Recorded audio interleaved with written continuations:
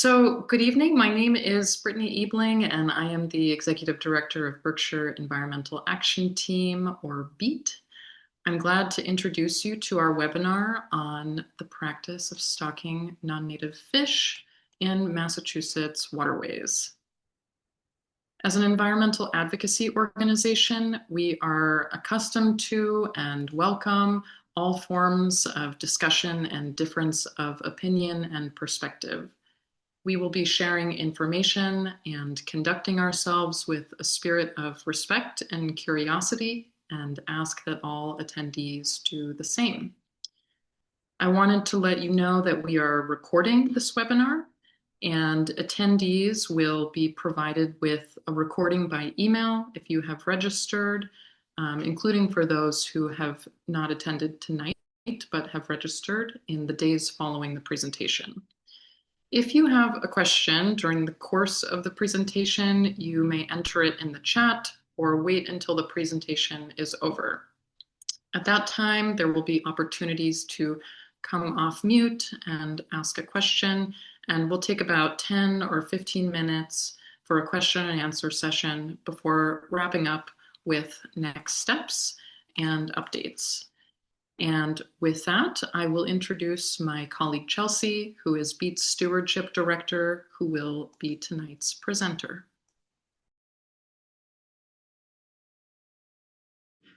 Thanks, Brittany. Hi, everyone. Thanks for joining us this evening.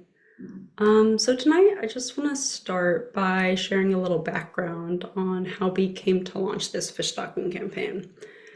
A few years ago, we invited a fish biologist from MassWildlife to speak at our monthly events series, Berkshire Green Drinks. And when we extended the invitation, we expected to hear a presentation about the management of wild fish populations, but instead most of the talk focused on the management of MassWildlife's hatcheries. And during that presentation, it became clear that the agency produces and releases a substantial number of hatchery-raised fish into the environment each year, many of which are non-native species. It was also acknowledged that some of these species have established wild populations and that many stocked fish are not well equipped to survive after release. That presentation prompted us to start looking more closely at the practice. We began reviewing historical records and speaking with experts about fish stocking and its ecological impacts. We also met with several MassWildlife staff members from the Western District, as well as the then president of the MassWildlife Board. And during that meeting, we asked what research the agency had conducted to evaluate the ecological impacts of routine stocking in Massachusetts, particularly the impacts on our one native trout species here in the state, the eastern brook trout. And to be honest, they were not really able to point us to any substantial studies the agency itself had conducted. So we tried to better understand why the practice continues at the scale it does, despite the lack of Massachusetts-specific research examining potential ecological impacts. And the answer we received is one we've heard repeatedly from people who oppose our campaign. The argument is that stocking gets people interested in the outdoors. It gives kids an opportunity to connect with wildlife. It provides recreational opportunities. And in some cases, it provides food. I want to acknowledge that we realize there are folks on this webinar who have joined us so they can make a counter argument to our call to action. We're interested in hearing from those who disagree with us, and we're also interested in having the conversation. But I ask everyone to remain polite, open-minded, and humane during this presentation. There will be a time for questions and discussion, but until then, please remain muted. You're welcome to use the chat whenever, though, and we will remove you from the meeting if we must, but we'd really rather not. So with that, let's begin. This presentation will examine fish stocking, what it is, how it's managed in Massachusetts, and its potential impacts, especially as they relate to native biodiversity and ecosystem health. And first, we'd like to get a sense of your relationship to fishing and the environment. So I'm actually going to start a poll. and just, if you could please choose the option that best reflects what brought you here this evening. And I'll give you about 30 seconds or so to answer this. I'm gonna end the poll now. Seems like the majority of people fish recreationally. A lot of people don't fish, or they represent a lake association, conservation group, things like that.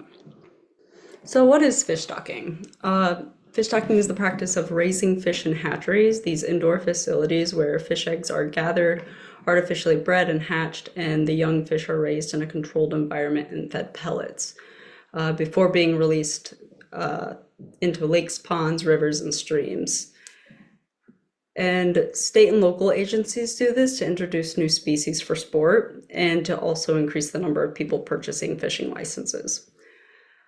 While the practice is often framed as a harmless thing or even beneficial, decades of research show that stocking non-native fish disrupts freshwater ecosystems and causes native species to decline. Stocked fish compete with native species for food and habitat, alter aquatic food webs, and increase stress on ecosystems already strained by climate change. And here in Massachusetts, routine fish stocking threatens biodiversity, pollutes our waterways, and continues without adequate ecological impact studies on Massachusetts ecosystems. So this is just a somewhat brief history of fish stocking in Massachusetts and how MassWildlife manages it. So in 1850, two avid fishermen, they began importing northern largemouth bass, which is a non-native, after observing the depletion of the trout streams in southeastern Mass, which they attributed to the expansion of railroads and industrialization. And this marks the first instance of non-native substitution stocking. Rather than restoring degraded habitats, new species were introduced to replace declining native fish. In 1866, the governor appointed two commissioners of fisheries to investigate and report on obstructions that were harming anadromous fish passage. So anadromous fish are fish that travel from the ocean up rivers to spawn. So things like salmon, shad. So they were looking at dams basically. And this appointment was the beginning of the state agency now known as the Division of Fisheries and Wildlife, or MassWildlife.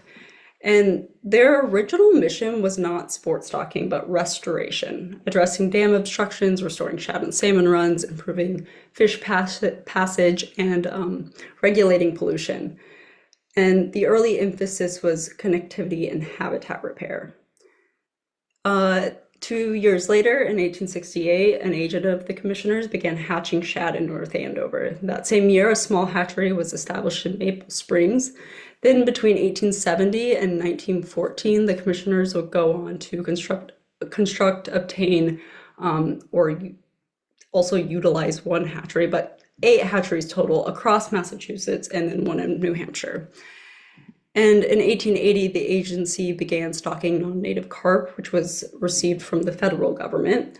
And about 2 decades later, rainbow and brown trout were introduced. In 1920, the state implemented a fishing license requirement, which created a dedicated revenue stream.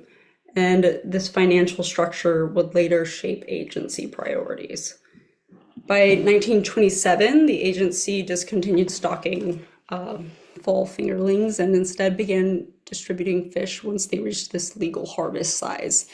And this basically formalized the put and take model, stocking fish intended to be caught shortly after being stocked.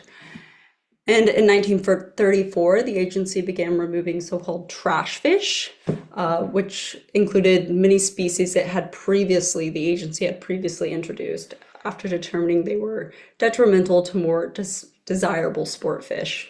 And by 1939, 15 species were being stocked every year, only 5 of which were native, though Atlantic salmon and American shad restoration remained major objectives at that time. And in 1936, hatchery facilities were expanded specifically to grow larger trout, marking the first clear, bigger trout objective.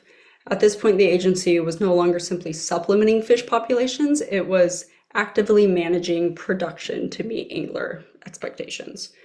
During this same period, trout species were modified to shorten the time between stocking and fishing season.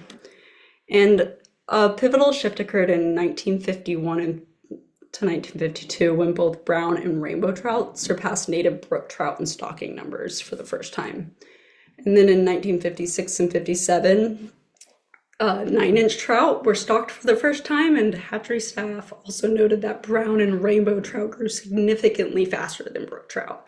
So size became an explicit priority at that time. And by 1958 and 1959, hatchery personnel produced a record 1.88 million trout. So by the 1970s, rainbow trout became the dominant hatchery species, and it's a position that the species still holds today. In the late 1970s, the agency also expanded statewide stream and lake surveys. Which kind of like marked a shift toward more data-driven planning, which was likely influenced by the broader environmental movement and just growing awareness of water pollution at the time. But in the 1980s, anadromous fish restoration again became a more prominent goal. However, large-scale sport fish stocking had already been institutionalized for decades at that point. And in 1994, the agency explicitly set a goal to grow and stock larger trout. By 2001, that goal was achieved. 71% of stocked trout were over 12 inches, and the average weight had doubled compared to 1983. Then in the 2000s, the state began developing this target fish community models for main stem rivers, and it was a technical report that was released in 2009. Just an aside, I wasn't able to find this report, but it was created using research methods and tools developed by Bain and Meixler in 2000. And notably, these restoration models intentionally exclude stocked trout and other introduced sport fish from final target community calculations. While non-native species weren't acknowledged in those species lists, the restoration goal itself focused on native species composition. So I'd be curious to see what MassWildlife chose to include in their technical report. Finally, in 2013, MassWildlife ceased Atlantic salmon restoration, ending efforts that dated back to the agency's original mission in the 19th century.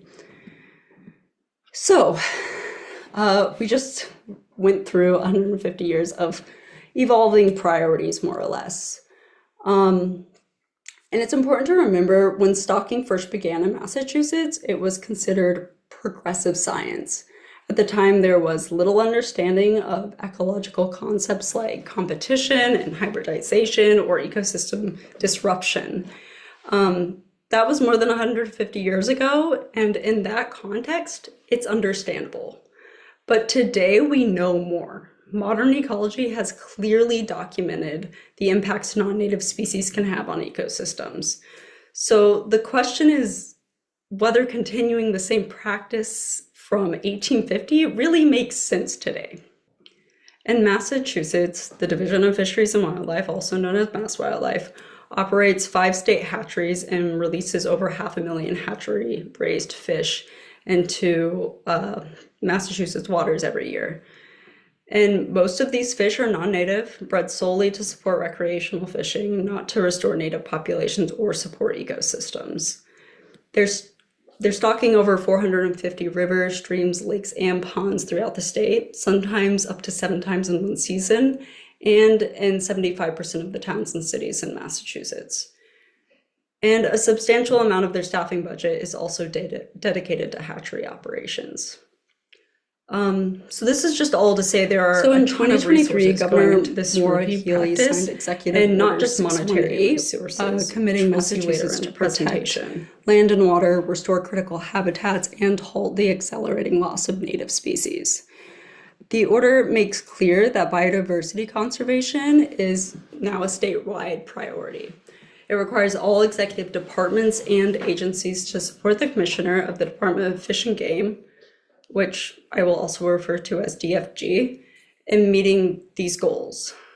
Meaning DFG is the primary lead agency responsible for ensuring the Commonwealth follows through.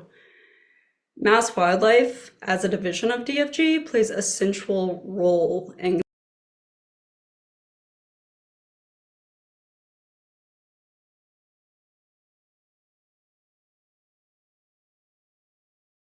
implementing that mandate. And department leadership has publicly acknowledged the scale of this biodiversity crisis we are experiencing. In an interview with Mass Audubon, Commissioner Tom O'Shea stated, "Despite its critical value, biodiversity is in crisis, both globally and right here in Massachusetts. More than 450 species are threatened and hundreds more are at risk. Habitat loss, pollution of our lands and waters, and invasive species, all amplified by climate change, threaten our collective future." The urgency is not in dispute. BEAT believes that the routine stocking of non-native fish is fundamentally at odds with this biodiversity mandate. Research shows that stocking can introduce non-native species, alter food webs, increase competition, and weaken native ecosystems. If the Commonwealth is truly serious about halting biodiversity loss, then current practices, including fish stocking, should be transparently evaluated to ensure they align with that commitment. So presently, MassWildlife produces 6 fish species, and only one is native to Massachusetts, the eastern brook trout. In addition to the 4 trout species shown here, the agency also stocks landlocked salmon and northern pike, both of which are not native. And we've already covered that brook trout are native to Mass, much of the eastern United States. And we're going to go deeper into their ecological importance in a few slides, but what's important here is that the trout being stocked alongside them are not native. Rainbow trout are the most abundantly produced fish in Massachusetts, but they're native to tributaries of the Pacific Ocean in Western North America and Russia. Brown trout are native to Europe and Western Asia. They are typically larger and more aggressive than brook trout and can tolerate warmer temperatures and just more water pollutants. And research has shown that stocking rainbow trout has contributed to brook trout declines in places like the Great Smoky Mountains, and that both rainbow and brown trout can reduce brook trout movement, foraging activity, and growth rates. MassWildlife also produces tiger trout, a hatchery-created hybrid made using eggs from a female brown trout, and milt from a male brook trout. These fish are intentionally sterile and are stocked for trophy fishing in select waters. And they're just known for aggressive feeding behavior and a distinct appearance. But beyond competition, there are genetic concerns. When wild populations breed with introduced populations, even within the same species, it can weaken the local adaptations that wild fish have developed over thousands of years. This process, known as hybridization, can reduce fitness, health, and long-term survival of wild populations. This is an overview of MassWildlife's trout production from fiscal year 2024. Before I go further, I want to include a quick disclaimer here. These figures come from MassWildlife's 2024 annual report, but there appear to be some inconsistencies in the stocking data. For example, the report lists only 801 brown trout, which clearly does not align with the breakdown provided elsewhere in the document. So in some cases, I recalculated totals based on the numbers reported across individual hatcheries. Similarly, the agency reported producing, 51,488 brook trout, but when you add up the hatchery level figures, the total appears to be closer to 76,118. And then the same thing applied to the reported grand total, which they reported 511,414. I listed the total I came up with after redoing the math. But regardless, the overall production numbers are roughly in the same range. I'm just focusing on 2024 here because when I reviewed annual reports from the past 5 years, production levels were consistently similar. The percentages of each species remain relatively stable year to year, and just the total production typically varies by about 35,000 fish or so. But in each of the recent years I reviewed, total trout production always exceeded 500,000 fish. So what's the deal with eastern brook trout? Brook trout depend on cold, clean flowing water and are highly sensitive to warming temperatures. And as a native cold water species of conservation concern in Massachusetts, brook trout are among the roughly 450 species in Massachusetts that Commissioner O'Shea acknowledged are threatened or at risk. This is especially concerning because brook trout are keystone species and vital indicator species for cold water stream ecosystems. Keystone species are just organisms that essentially hold ecosystems together, and they're often low in numbers, but their presence is essential. They act as anchors for biodiversity, and their absence can cause drastic ecosystem changes or even collapse. And the eastern brook trout has been experiencing population declines for some time now. Beginning in the 1800s, humans began just dramatically altering the landscape by removing forest and polluting streams and rivers. This period marked the beginning of brook trout decline, and today brook trout have been extirpated from approximately 70% of the watersheds they historically inhabited. Across their native range, populations are estimated to have declined by roughly 50% just over the past 25 years due to habitat loss, invasive species, and climate change. And because brook trout are experiencing documented population decline, they fall squarely within the category of species that require targeted conservation action. Under the Commonwealth's Biodiversity and Conservation Framework, species in decline warrant clear species-specific management measures, either through formal conservation plans or enforceable management standards, with defined objectives, monitoring benchmarks, and adaptive strategies incorporated into agency operations. And a New York study from 2013 examined whether brook trout declines were driven primarily by habitat conditions, competition with brown trout, or stocking practices. And the study found that in many streams where both species should have been present, only brown trout were found, about 22% of those sites. Brook trout and brown trout occupy very similar habitat types, meaning habitat alone did not clearly explain the decline.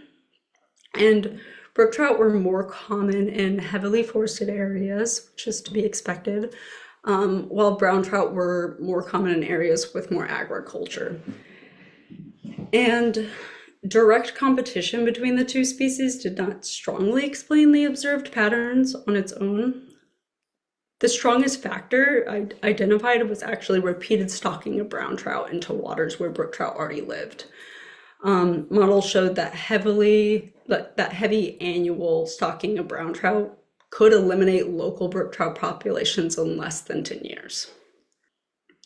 So this is a map produced in 2024 by the Eastern Brook Trout Joint Venture. And it's just showing the different patches of trout populations in Massachusetts. And so MassWildlife currently claims to not stock any waters that support wild brook trout populations. But based on its own stocking reports, we created a map to show you all the waters MassWildlife stocks each year. Zooming into Western Mass, and the points are the overlaying lakes, our map, and then the it appears MassWildlife rivers is stocking waters that support brook trout populations.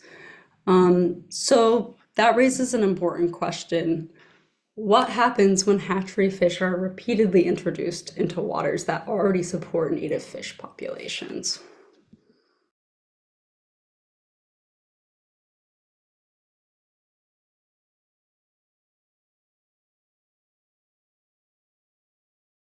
First, many stocked fish are non-native species. They're often larger and more aggressive than native fish. These are traits that are desirable from a recreational fishing perspective. But in natural systems, that means added competition. Stocked fish compete with native fish for limited resources like food, shelter, and spawning sites. And research shows this competition can reduce growth rates, survival, and reproductive success in native populations. Second, introducing hatchery fish can alter entire food webs. These fish are often predators, and adding large numbers of them increases predation pressure on native fish and other aquatic organisms. Studies have shown that this can trigger cascading effects, reshaping ecological relationships, disrupting nutrient cycles, and reducing biodiversity at lower levels of the food chain. Things like zooplankton, macroinvertebrates, and even phytoplankton. There are also disease risks. Hatcheries raise large numbers of fish in concentrated conditions, which creates ideal environments for pathogens. Even fish that appear healthy can carry diseases in latent forms that routine screenings may not detect. And once released, those pathogens can spread quickly through wild populations. And a well-known example is whirling disease, which is this parasite that spread widely across North America through stocking practices and caused severe declines in wild trout populations. And then finally, it's also important to note that the mortality rate of stocked fish is astronomical. Studies suggest percentage rates that range between 67% to over 90% within just weeks to months of stocking. Hatchery fish are raised in these controlled environments, as we've already covered, and they often lack the experience and adaptations needed to survive in the wild.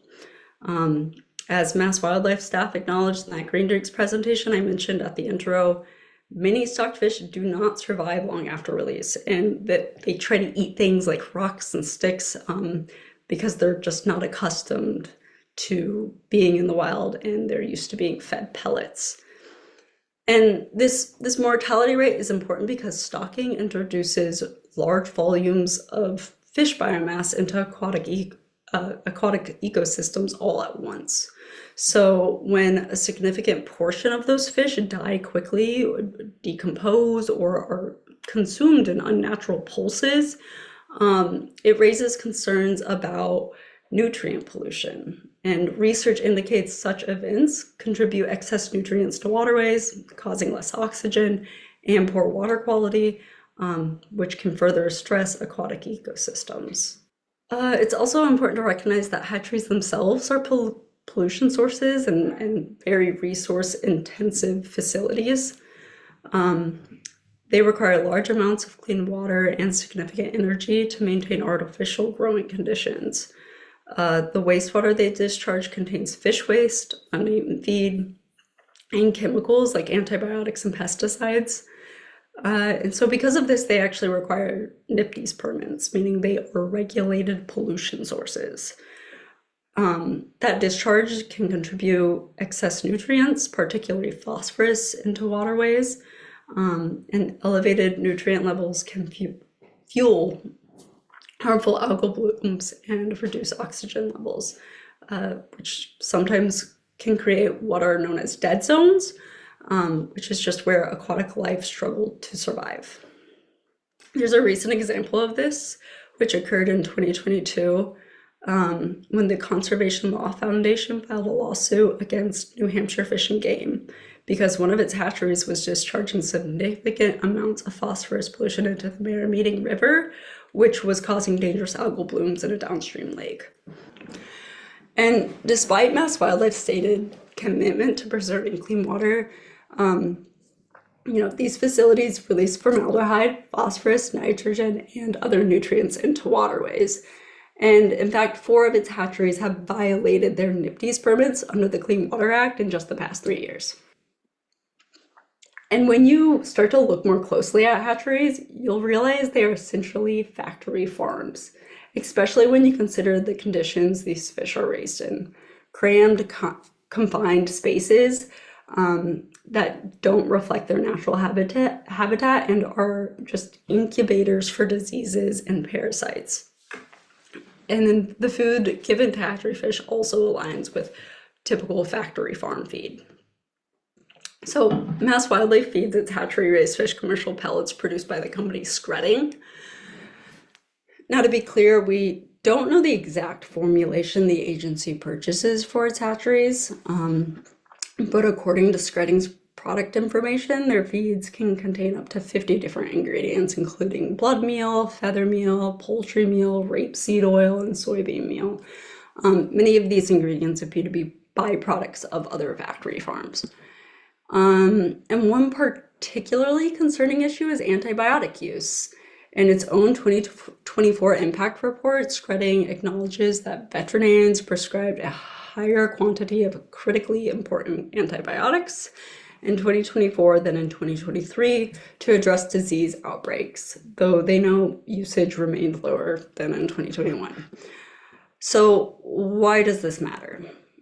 Well, antibiotic resistance is a natural phenomenon, but over the past 50 years or so, humans have released massive quantities of antibiotics into the environment. And this creates selective pressure that allows resistant bacteria to survive, multiply, and share resistance genes. So those genes can spread through water, biofilms, and even in the absence of antibiotics. Sometimes it's done through other pollutants like heavy metals. And in fish production, antibiotics are used to prevent and treat disease in densely packed conditions. Studies show that up to 80% of the antimicrobials administered to fish can be excreted in active form through urine and feces. So that means these compounds can enter surrounding waters, or the wastewater that's discharged from these hatcheries, where they may contribute to the development and spread of antibiotic-resistant bacteria. And antibiotic resistance is a huge problem. It's a major global public health crisis that's already responsible for millions of deaths each year.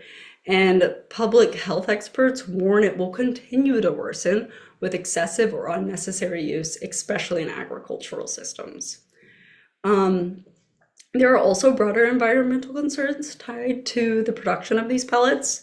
In its 2024 impact report, Skretting acknowledges that producing 2.5 million tons of feed annually requires sourcing roughly 600,000 tons of soy products, meaning that demand requires over 180,000 hectares of farmland.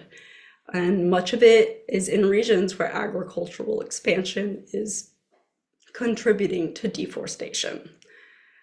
There was some research published in the journal Nature that estimates that more than 70% of greenhouse gas emissions from aquaculture operations are attributable to feed production.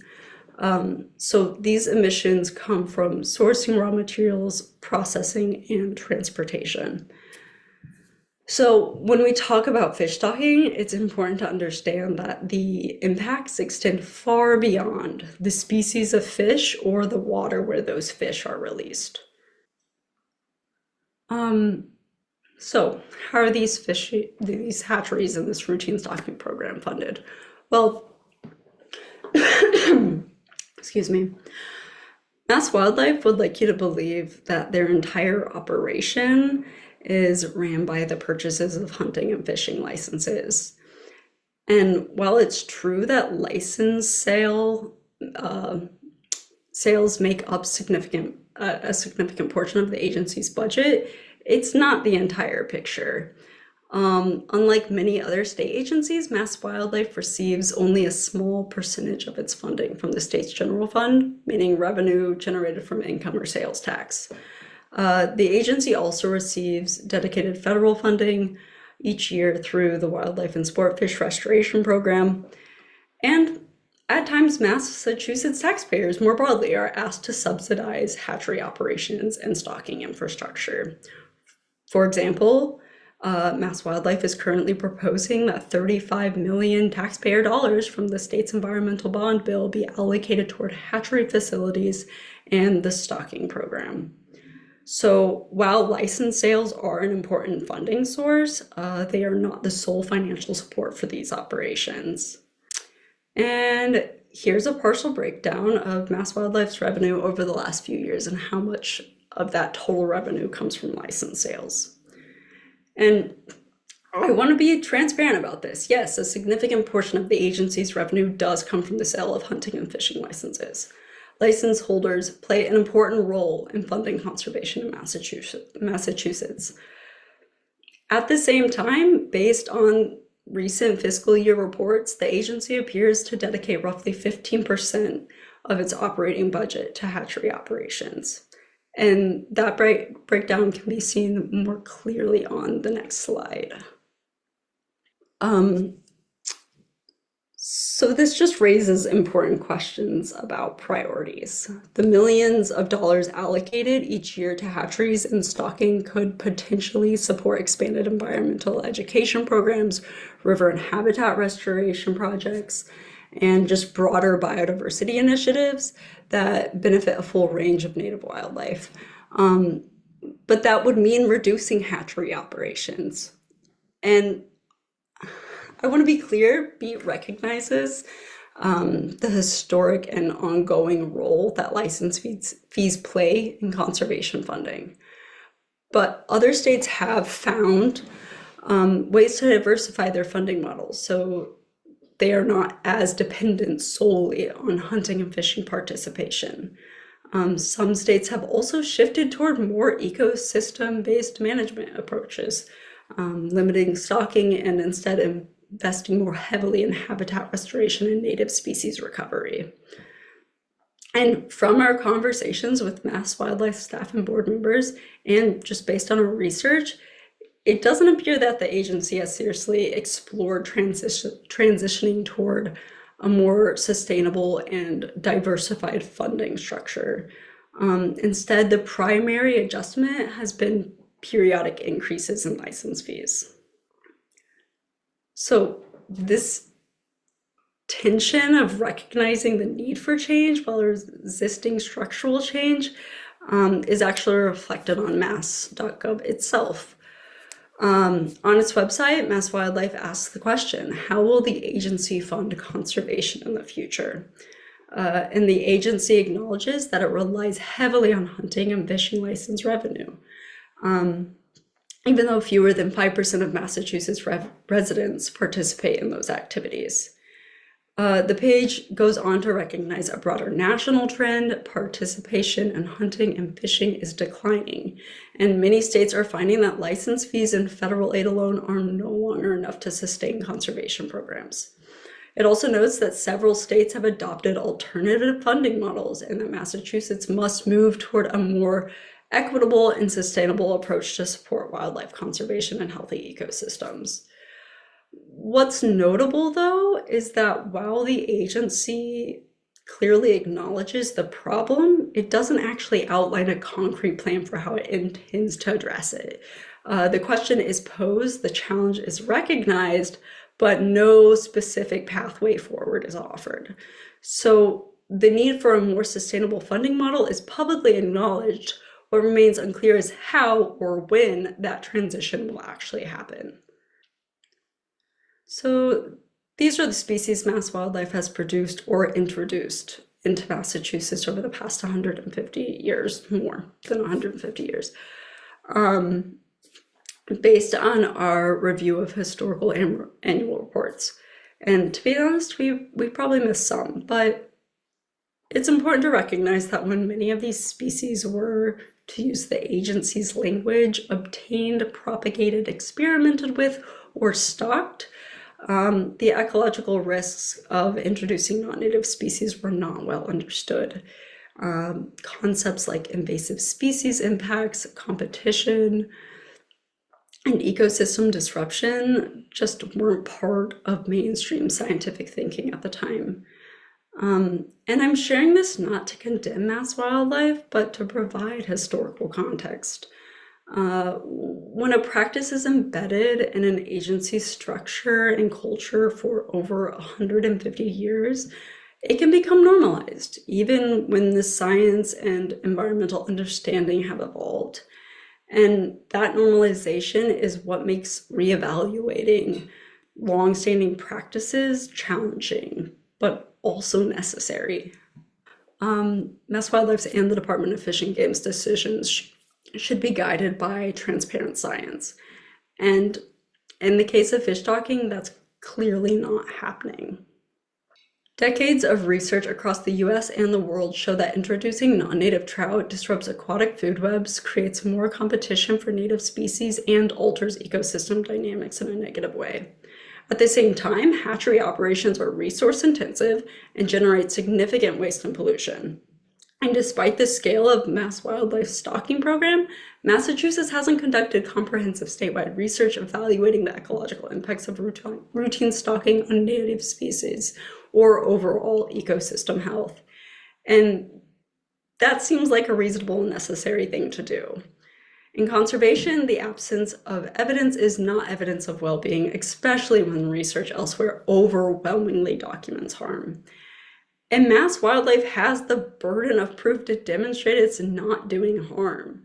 The Department of Fish and Game and the Commonwealth should be asking, what are we gaining? So what are we risking? And is that trade-off fish stocking? I think it's probably clear at this point, but it's important to state ecosystem health. So first, based on the body of ecological research available, routine non-native fish stocking is associated with harm to freshwater ecosystems. Research shows impacts to native fish, amphibians, and invertebrate communities. It shows disruption of food webs. It clearly adds pollution, and there are long-term biodiversity concerns. For that reason, BEAT believes that stocking and hatchery operations should not continue in their current form. And we would genuinely welcome MassWildlife conducting comprehensive long-term impact studies, specifically on how fish stocking impacts the ecosystem here in Massachusetts, and proving us wrong.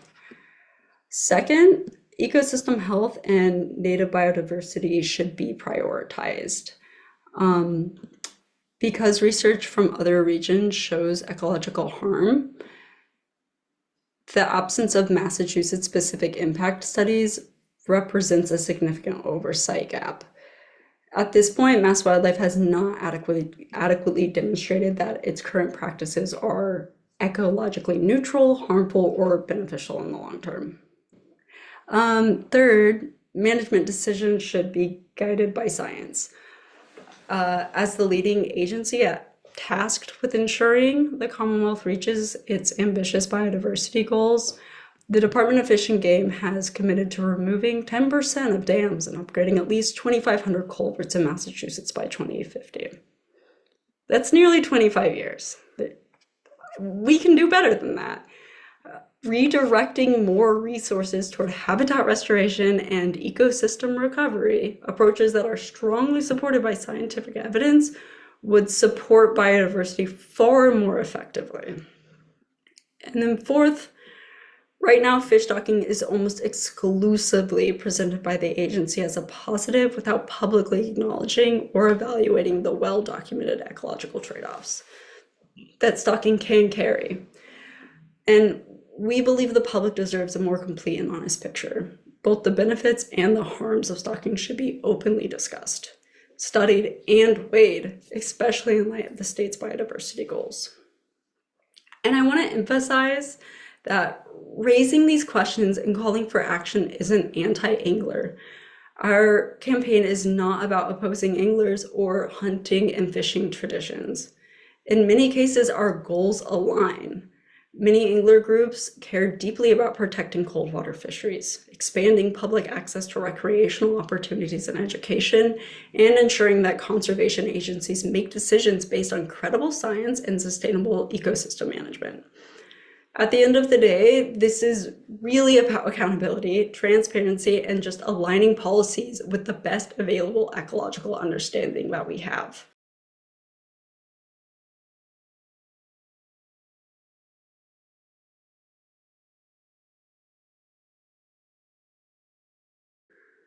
So, to quote MassWildlife, the Commonwealth's economy and quality of life depend on healthy landscapes, sustainable fish and wildlife populations. Massachusetts must also meet the challenge of shifting to a more equitable and sustainable funding model for the future of wildlife conservation. This is an incredibly nuanced issue. The solution is not black and white. There isn't a simple binary fix, and Beat knows that. But if we agree that biodiversity is in crisis, and if we agree that current funding and management models needs to evolve, then it's time for MassWildlife and the Department of Fish and Game to seriously begin that shift. But that kind of change doesn't happen on its own. It happens with public accountability. It happens when communities ask hard questions and stay engaged. So we're looking to work with communities and people who want to take action on this issue. And we will share more information about that, but we're going to pause right now and take questions. Thank you, Chelsea. So I'm going to help direct questions from folks. We will take some questions that have been collected during the chat, and there will also be the opportunity to ask a question verbally. One community member asked, why not use hatcheries to breed native fish? I think that this question was answered when Chelsea went over the breakdown of which types of fish are raised in state hatcheries. So I don't know if we have anything else to add to that. Do you have anything else you wanted to add? The question was, why not use hatcheries to breed native fish? I wonder if the person's asking why does MassWildlife not just only breed native fish? Like, what if we just only bred native fish? Is kind of how I interpreted it, which I feel like you have a good answer to that, Brittany.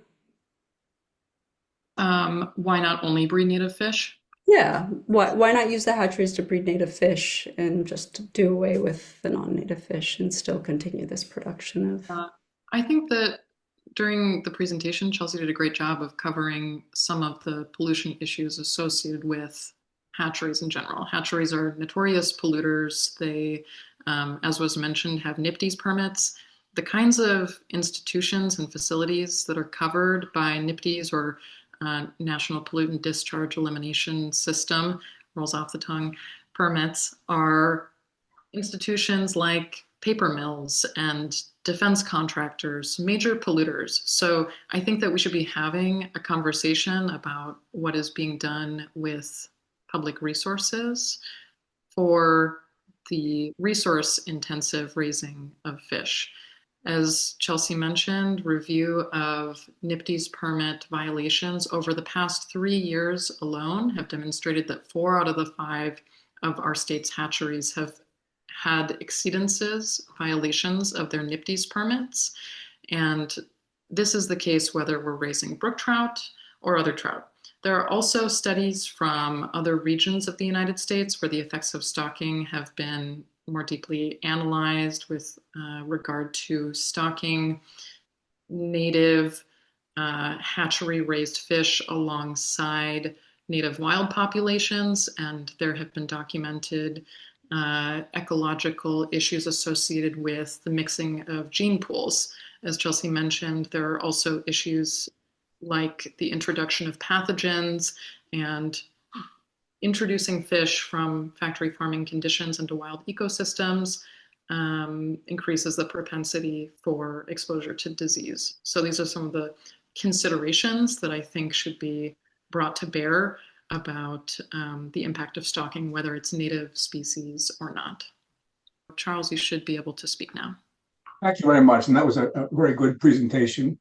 But I would say that there are, as you pointed out, there are brook trout can tolerate, are less tolerant to warmer water than our brown trout. They were brought here, as I'm sure you know, in 1883, I think, the brown trout from Scotland and from Germany, and they, they were widely stocked because they do tolerate higher temperatures and more pollution than the native fish. And I think there are lots of streams and rivers in Massachusetts that fall in that window where they too warm to support brook trout, but not warm enough to cold enough to support brown trout. And many, as you have said, will spawn and create wild populations of brown trout, as was shown in the Deerfield River, where, as you also know, I'm sure, 80% of the brown trout are thought to be spawned in the river or its tributaries. So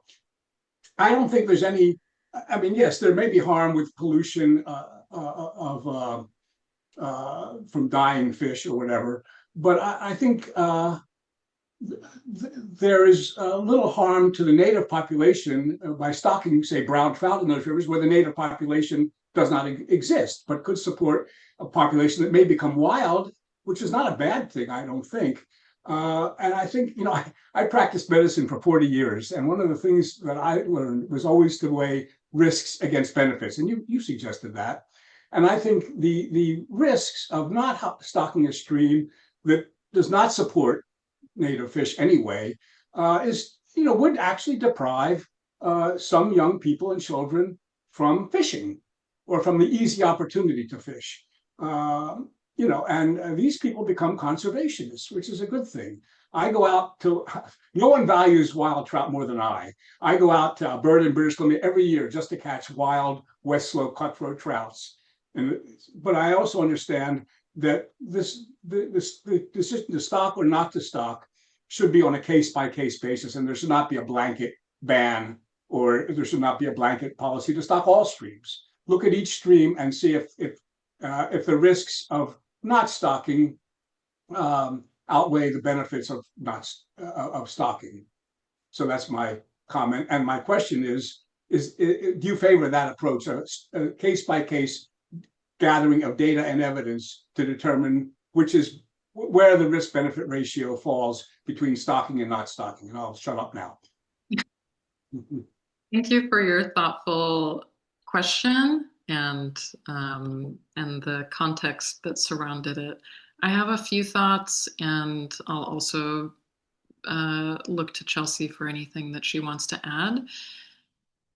We absolutely acknowledge that this is a complex issue and that ecosystems are diverse and different. It's a big part of why our first conversation was with the staff of MassWildlife when we began collecting information about the scientific basis for this campaign, saying, do you have this data? Do you have this information? Because there is, in our view, using public resources, a requirement to understand the manifold impacts on not just brook trout, if they're present or absent in a stream or other water body, but also the diversity of other life forms upon which our river systems rely.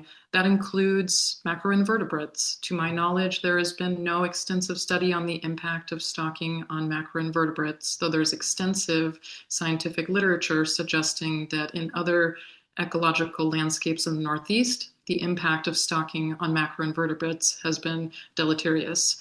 Additionally, other research has suggested that stocking can, especially in the long term, make way for the introduction of invasive species, not fish, other types of invasive species. For example, there's a paper that demonstrates the effect of stocking on propensity for an invasive snail to have populations become established. So I think that imagining that these stocking initiatives can happen in a vacuum, even in water bodies that lack brook trout, is a bit of magical thinking. I think we should be doing just as you suggest and evaluate on a case by case basis, but that should include evaluating the impacts on other life forms, on other wildlife. And that includes macroinvertebrates, that includes thinking about how climate change plays into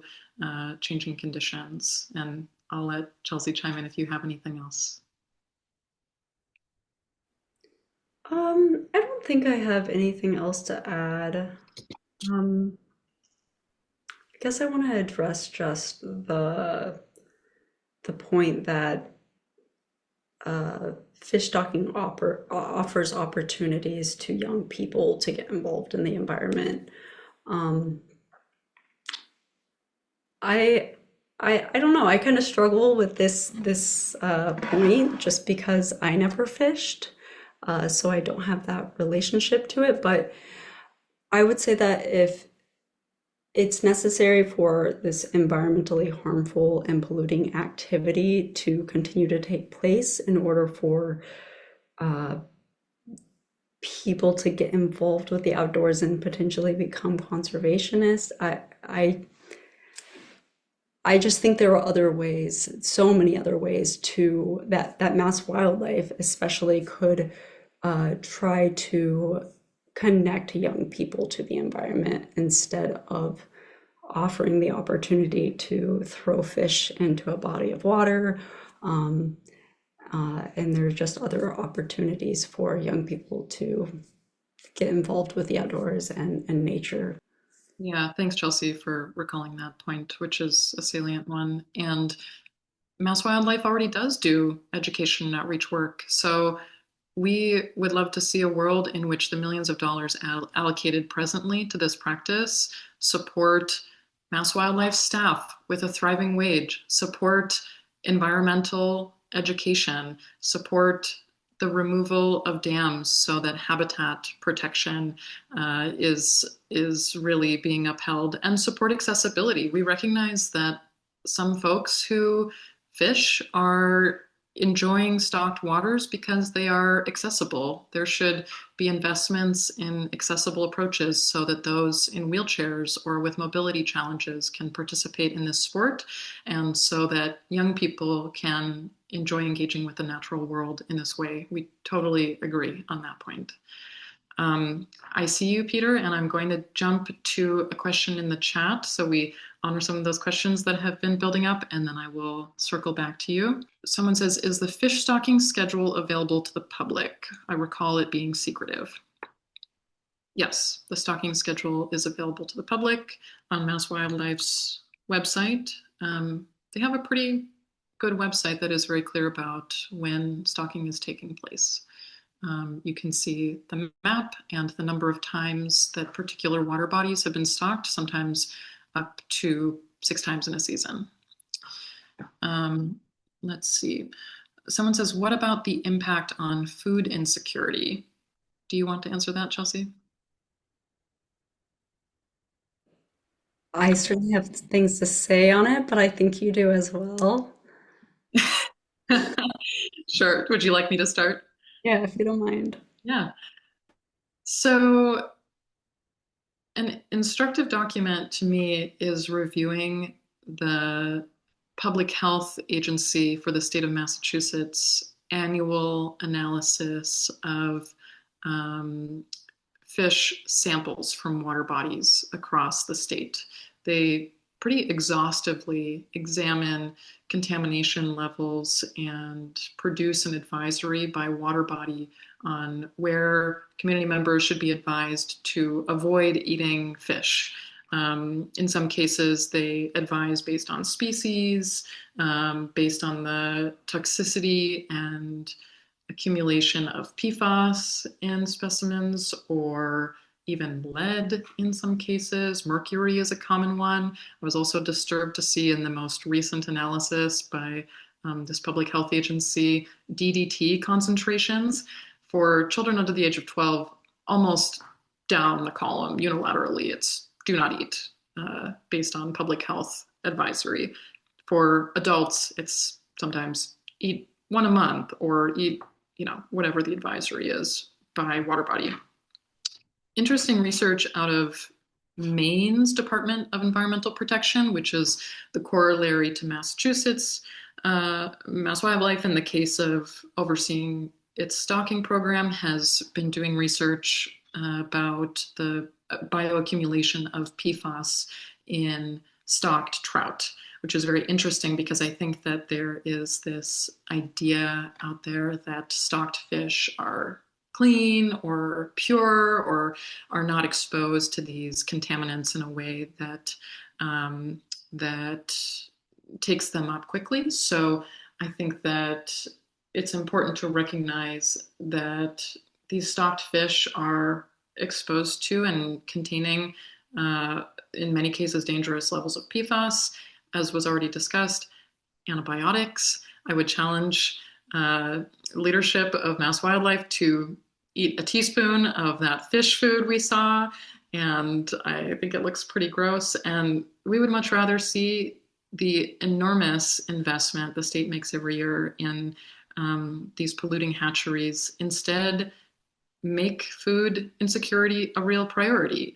Why not instead subsidize fishing equipment for community members who might want to become interested in fishing but don't have the means? Or why not make meaningful inroads on providing food that is nutritious, culturally appropriate, and accessible to all in the Commonwealth?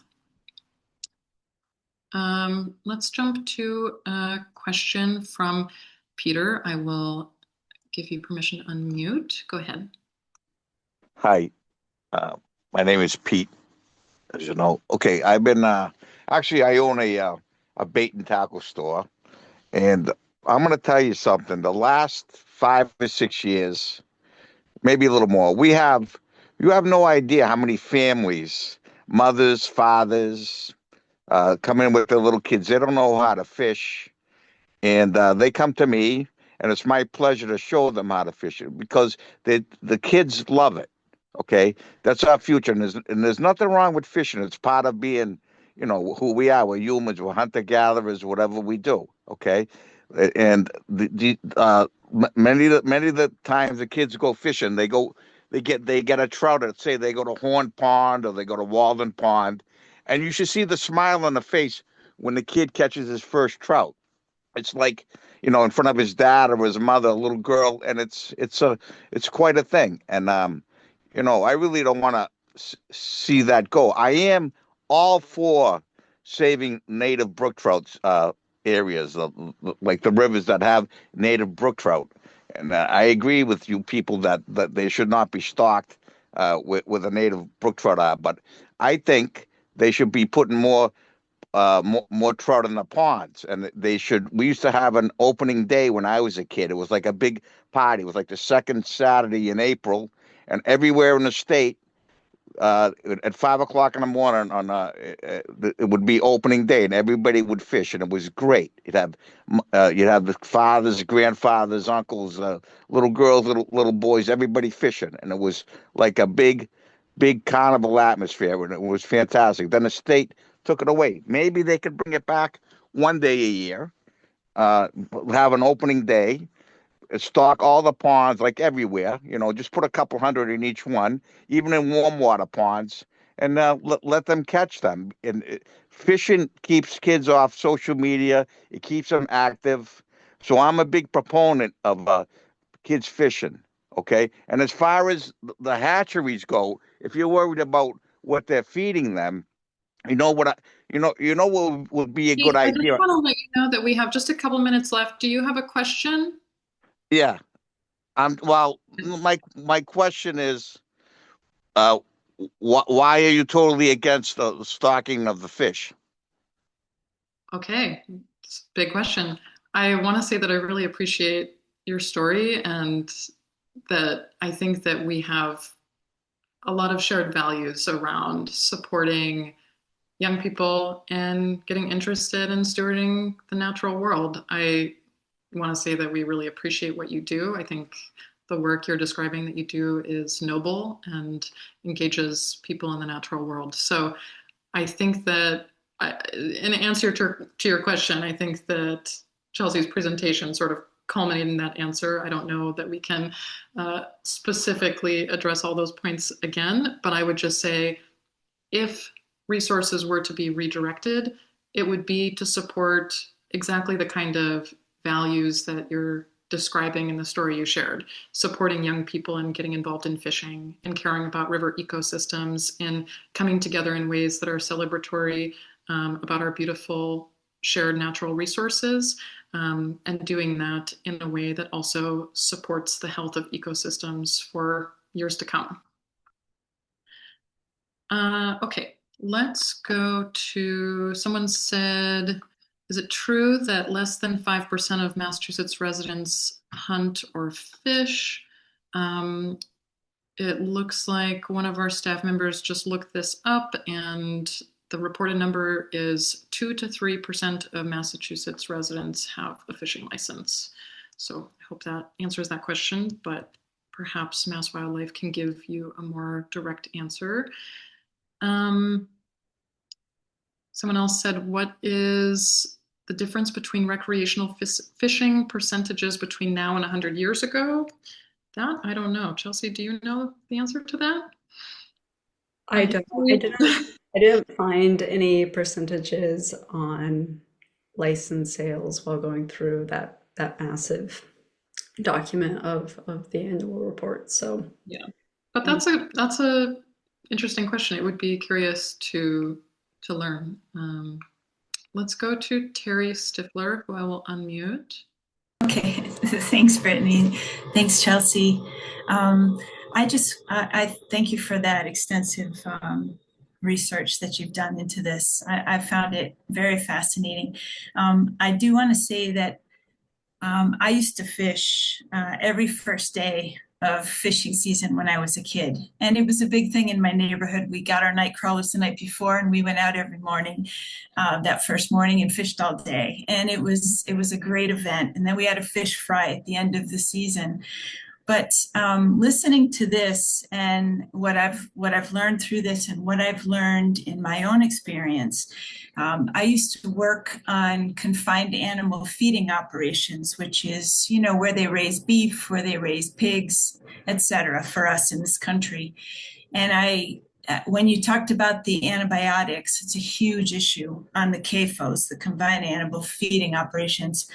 And personally, I would rather see us stop this process that's happening in our rivers, for the reason that I think it's sad that we would want to continue to support. Basically, we're raising sick fish. That's why they've got to give them antibiotics and other things to treat them, so that they stay healthy, because they're in this crowded condition in a hatchery.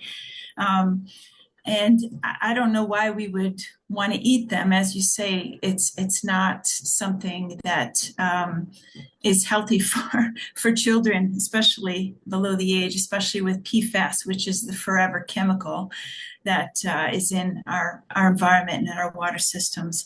I would rather see that we have healthy streams and healthy rivers, and our native, maybe give a chance to our native brook trout to come back and flourish, and other things that were in there. I used to catch crayfish and everything else in those rivers, and I don't see any of it anymore.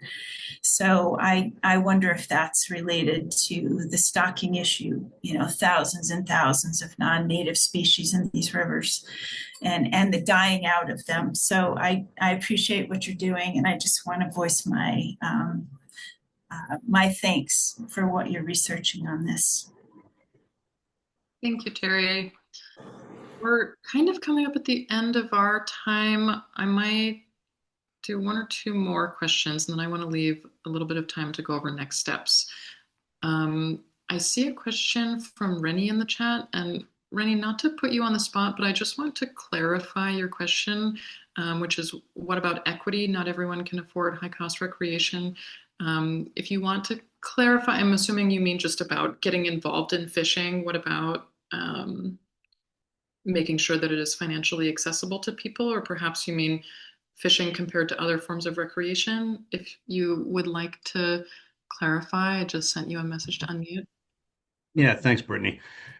Yeah, I live right by Noda Lake in Pittsfield, and I drive by, the causeway where a lot of these trout go through the pipes and go into the other side of the causeway. And it's packed. People are there all the time. In Pittsfield, we're not a very affluent town. People, if you're lucky, you can ski once a year, twice a year. Most people ice fish if you don't have the means. So, and I know you guys don't fish yourselves. I fish. When you do catch a trout, it's a magical thing. It's not like catching a perch or a bass. I prefer perch and bass for food, but catching a trout, when you catch one, it's kind of magical. And I'm just wondering about the equity. Like,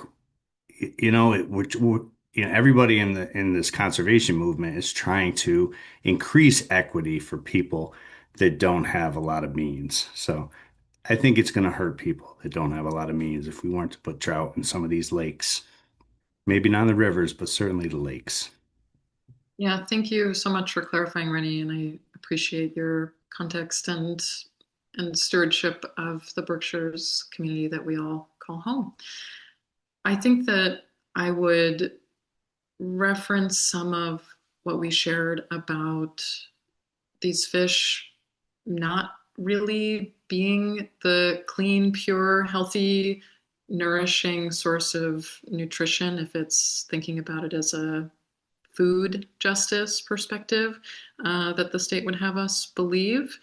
Um, Being exposed to the same environmental contaminants that cause issues with wild populations in some bodies of water that make them unsafe to eat also affects stocked fish. So I think that what we're suggesting is that we just have a very honest public conversation about what it is that food justice and environmental justice really entails when it comes to promoting pathways for people to access recreation and culturally appropriate food and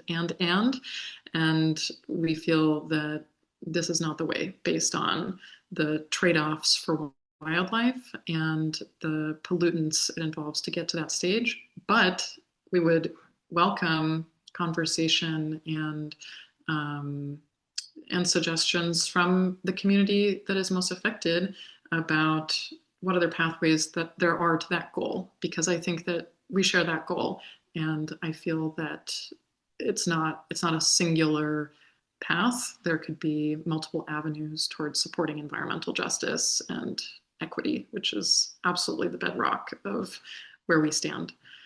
Um, Chelsea, do you have anything else to add? Yeah, I just want to add that, when we were talking about mass wildlife using funds and reallocating that to just other opportunities for uh, just hands-on learning and experiences and opportunities to get involved with the environment. That's kind of what we're talking about. Like, we recognize that so many people do not have the opportunity, whether it's because of fiscal reasons or just so many reasons, to go hiking or get involved with environmental education. And MassWildlife already does a lot of outreach and education, and they claim that this practice is to get people outdoors, and they could reallocate funds to support youth and just explore experiential learning. And yeah, I guess that's all I really have to say about it. Yeah, thank you. Okay, now I know we're really short on time, but I just have to answer one question I see in the chat, which is, are you saying we are supposed to take up new outdoor activities and give up the lifelong passion of fishing? No, this is not what we're saying. And in fact, quite the opposite. We would like MassWildlife to invest its many millions of dollars portfolio annually into science-based interventions that support our native brook trout, that support habitat and make it so that years from now, we are moving toward the hard work of healing our streams and rivers and water bodies that in many cases have been desecrated and impacted.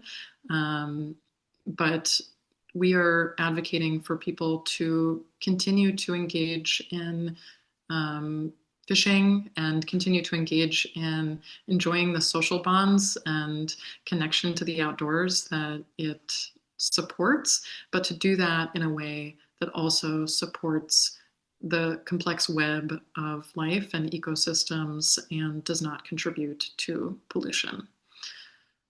Okay, I think that that is a good moment to go ahead and pivot back. Chelsea, if you want to add to that, and then I'll just let you continue back into the last few slides of the presentation. If there are folks who did not have their question answered due to time, we will try to reach out to you by email with answers to your question.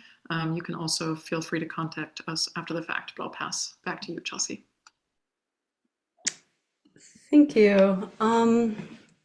Yeah, I guess I kind of want to just add something that's sort of piggybacked off of that question, and also just one that I've seen pop up here in the chat and have been asked just throughout this campaign. And that involves just what would happen to fish and trout populations if they stopped stocking, and would they get overfished? And I guess I would say if wild trout or fish would be overfished without stocking, that suggests just a management issue, in my opinion, not like a biological necessity for stocking. And wildlife agencies have many tools to prevent overfishing. They can adjust bag limits, they can reduce creel limits, and they can just implement seasonal closures, and there are just so many things. So yeah, those are standard fisheries management approaches. And I think that kind of related a little bit to that question you just answered, Brittany. But getting back to this presentation and the next steps.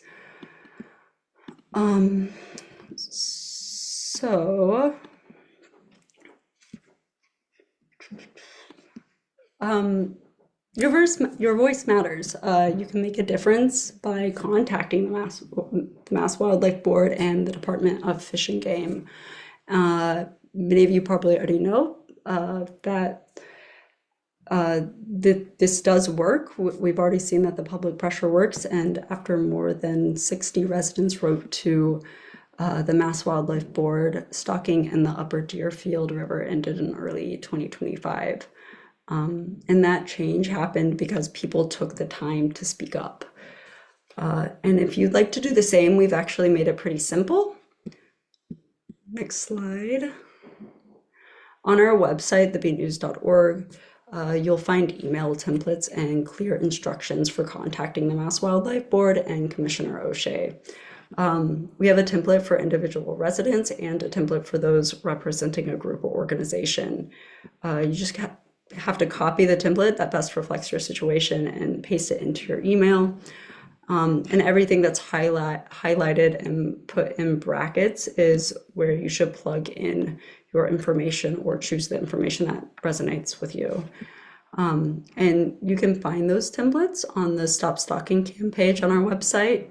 And also, please feel free to reach out if you have any questions or problems navigating that process. We would be happy to help.